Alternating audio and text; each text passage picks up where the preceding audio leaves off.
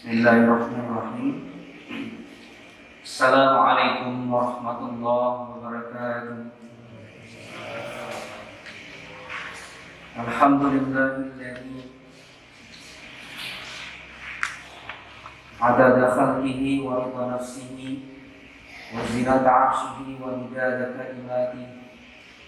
Asyhadu an la ilaha illallah wahdahu la syarika lah wa asyhadu anna Muhammadan 'abduhu wa rasuluh sallallahu alaihi wasallam la nabiyya ba'dahu. Allahumma shalli ala Muhammad wa ala alihi wa ashabihi ajma'in. Amma ba'du. Puji syukur kita sampaikan kepada Allah Subhanahu wa taala atas segala nikmat yang Allah karuniakan kepada kita, terutama sekali adalah nikmat iman. Karena dengan nikmat iman mengantarkan kita ke rumah Allah ini. Semoga setiap langkah yang kita jalankan, setiap tapaknya menggugurkan dosa-dosa kita dan meninggikan derajat kita di sisi Allah Subhanahu wa taala. Salawat dan salam kita sampaikan pula kepada Nabi Muhammad sallallahu alaihi wasallam. Semoga kita digerakkan hati oleh Allah Subhanahu wa taala untuk senantiasa mengikuti sunnah-sunnah dari Nabi Muhammad sallallahu alaihi wasallam. Bapak dan Ibu jamaah subuh yang dimuliakan Allah Subhanahu wa taala, sebagaimana biasa para guru-guru kita telah menyampaikan firman Allah, A'udzu billahi minasyaitonir rajim. Bismillahirrahmanirrahim. Ya ayyuhalladzina amanu kutiba 'alaikumus shiyam kama kutiba 'alal ladzina min qablikum la'allakum tattaqun. Sebuah perintah, satu perintah dari Allah Subhanahu wa taala kepada kita sebagai orang-orang yang merasa di dalam hati kita masih memiliki iman, maka diwajibkan bagi kita untuk berpuasa. Karena telah pernah juga diwajibkan puasa itu kepada orang-orang sebelum kita. Dengan satu tujuan, yaitu agar kita menjadi orang-orang yang bertakwa di sisi Allah Subhanahu wa taala. Bapak dan Ibu jemaah subuh yang dimuliakan Allah Subhanahu wa taala, Rasul sallallahu alaihi wasallam bila tiba bulan suci Ramadan menyampaikan kepada sahabat-sahabatnya, qad ja'akum syahrul Ramadan, syahrul mubarak. Telah datang kepada kalian bulan Ramadan, bulan penuh dengan berkah, bulan penuh keberkahan.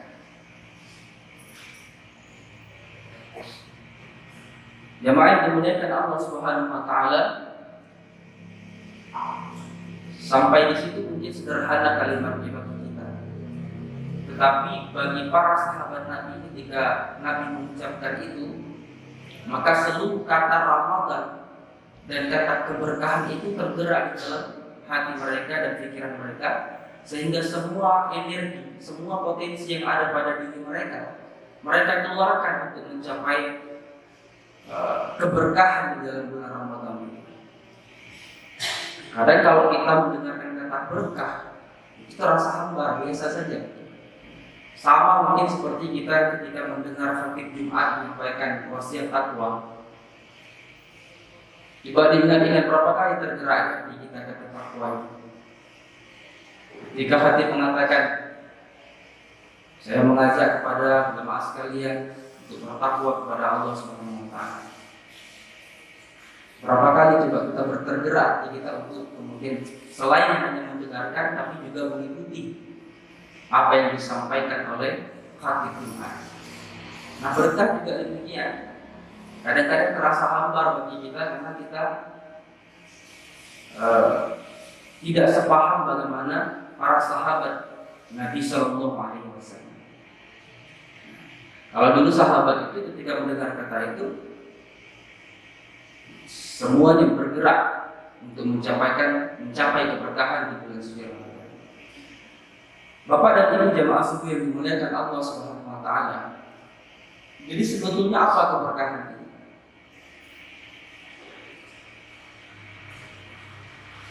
Keberkahan itu, berkah, barakah itu asal aslinya itu sebetulnya adalah onta yang berdiri, kemudian duduk dia gitu ya. Albar, onta yang berderu. Jadi onta yang berdiri, kemudian dia duduk, menetap dia di situ. Nah, itulah sebetulnya asal kata barokah, albar atau ber. Nah, para ahli ilmu telah mengatakan bahwa maksudnya berkah ini diharapkan menetapnya kebaikan di dalam seseorang. Karena kadang-kadang kebaikan ini nggak menetap dia. Banyak orang, ya tidak sedikit orang yang pagi beriman, siang dia lupa atau menjadi kafir. Pagi dia berbuat baik, siang dia error, rusak. Nah, maka berkah itu adalah menetapnya kebaikan. Bahkan bukan hanya menetap, tapi juga tumbuh berkembang. Itulah keberkahan. Ziyadatul khair, yang menetap di kebaikan. Jamaah yang dimuliakan Allah Subhanahu wa taala.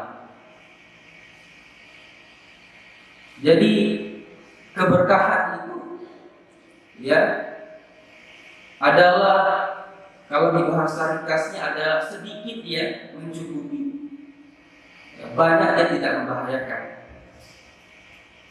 Keberkahan di dalam kata Ramadan itu coba kita lihat misalnya contoh-contohnya pada hari ini. Dimulai dari awal Ramadan itu sudah nampak datang keberkahan.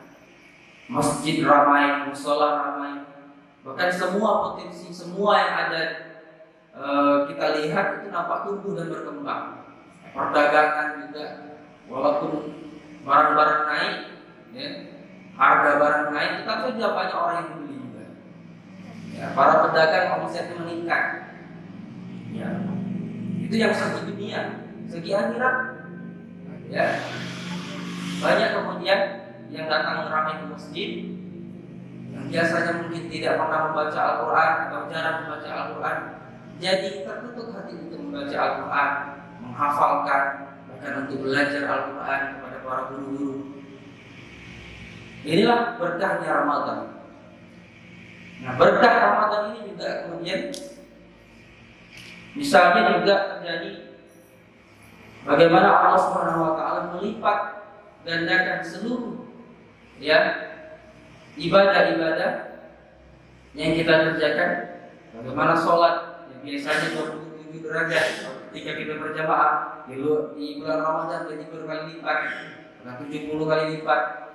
Ya, bagaimana kemudian membaca Al-Quran satu huruf biasanya 10 satu huruf dapat pahalanya, ya kan?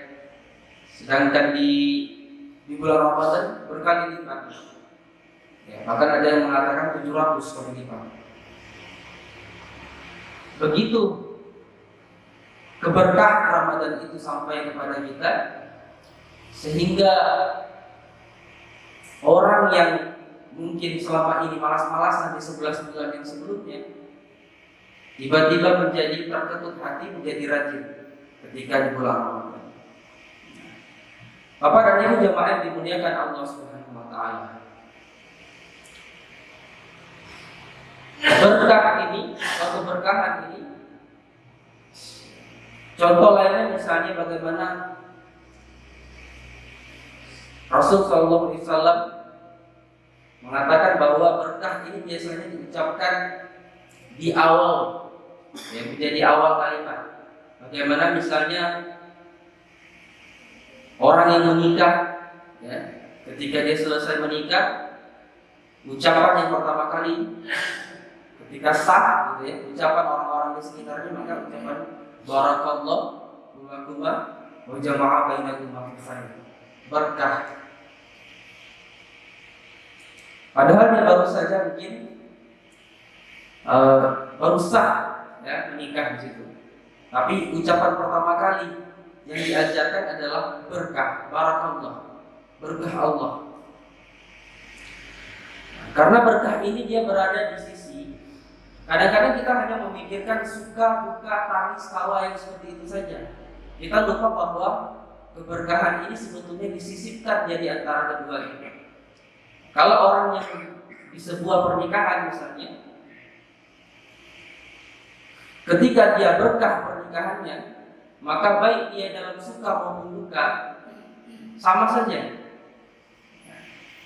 Itulah makna dari berkah ini ya. Kadang-kadang kalau orang menikah itu hanya berharapkan bahagia misalnya, ya sakinah, mawaddah, warahmah, kemudian orang mendoakan supaya banyak anak, ya, banyak rezeki, bahagia saja, tidak ada ribut-ribut. Tapi Rasul malah menganjurkan doa keberkahan. Nah, karena dalam kata berkah itu disisipkan semuanya potensi yang ada. Ketika dia suka, dia tetap bersandarkan kepada Allah Subhanahu Wa Taala. Ketika dia berduka juga seperti itu. Sama juga seperti misalnya Rasul SAW ketika awal-awal mendatangi Madinah yang saat itu bernama kota Yasrib. Kota Yasrib itu mengucapkan doa itu juga, doa keberkahan. Allahumma barik lana fi madinatina. Ya Allah, turunkanlah keberkahan di kota Madinah.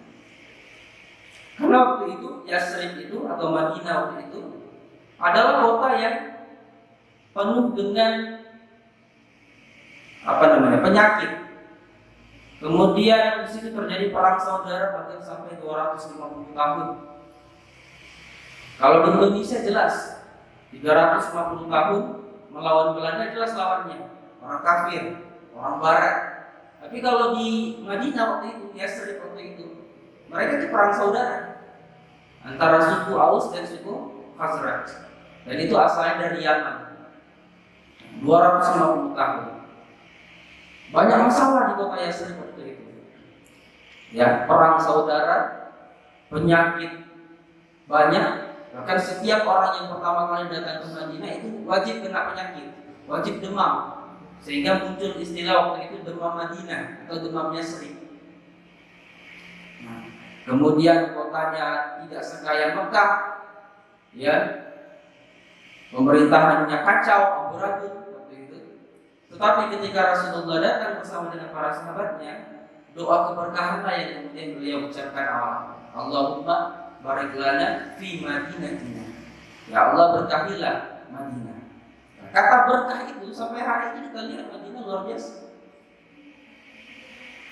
Ya. Semuanya potensi kata berkah itu sudah dapat di kota Madinah. Susah kita untuk menjelaskan. Apa saja yang kita idamkan, ketenangan hati ada di Madinah. Kalau dulu sebelum didoakan oleh Nabi SAW, maka Madinah adalah atau Yasrib itu adalah kota yang kacau balau. Maka jemaah yang dimuliakan Allah Subhanahu Wa Taala, keberkahan ini penting untuk kita harapkan dalam kehidupan kita. Keberkahan ini merupakan satu hal yang penting sekali untuk kita senantiasa minta kepada Allah Subhanahu Wa Taala, ya. Karena Allah Subhanahu Wa Taala dan Rasulnya juga mengajarkan kepada kita demikian. Bagaimana keberkahan itu? Kalau kita melihat misalnya banyak orang yang pernah juga saya sampaikan di sini, banyak orang yang mungkin dari luar kita lihat dia potensi rezekinya sedikit, ya kan? Mungkin dia rumahnya reok-reok, ya. Tapi ketika kita tanya lebih dalam kepada misalnya yang punya rumah, ternyata si bapak itu walaupun dia mungkin kelihatannya tidak mampu, ya, tetapi banyak anaknya bisa selesai kuliah. Bahkan dia bisa beberapa kali umroh atau berhaji. Kalau kita tanya, dia juga nggak tahu. Nggak tahu juga saya. Pokoknya ada aja. Maka keberkahan itu seperti yang disampaikan tadi menurut para ahli ilmu adalah sedikit dia mencukupi dan banyak dia tidak membahayakan. Maka jemaah yang dimuliakan Allah Subhanahu wa taala, marilah kita senantiasa mengharapkan keberkahan dari Allah Subhanahu wa taala, terutama di bulan Ramadan ini, karena Nabi juga tadi sudah mengatakan bahwa Ramadan ini adalah bulan yang penuh dengan keberkahan. Nah, dari semua kata berkah itu yang mungkin sulit untuk kita jelaskan, ya. Maka marilah kita terus menjadikan momentum bulan suci Ramadan ini untuk terus menggali, ya, kemudian untuk terus meraih keberkahan dari Allah Subhanahu wa taala dengan memperbanyak amal ibadah kita, ya, memperbanyak amalan sunnah, memperbanyak sedekah, memperbanyak membaca Al-Qur'an. Semoga dengan itulah kemudian Allah Subhanahu wa taala senantiasa memberikan keberkahan kepada kita semua dan menjadikan kita orang-orang yang bertakwa di sisi ini. Wallahu a'lam bishawab. Wabillahi taufiq wal hidayah. Mohon maaf atas segala kekurangan. Assalamualaikum warahmatullahi wabarakatuh.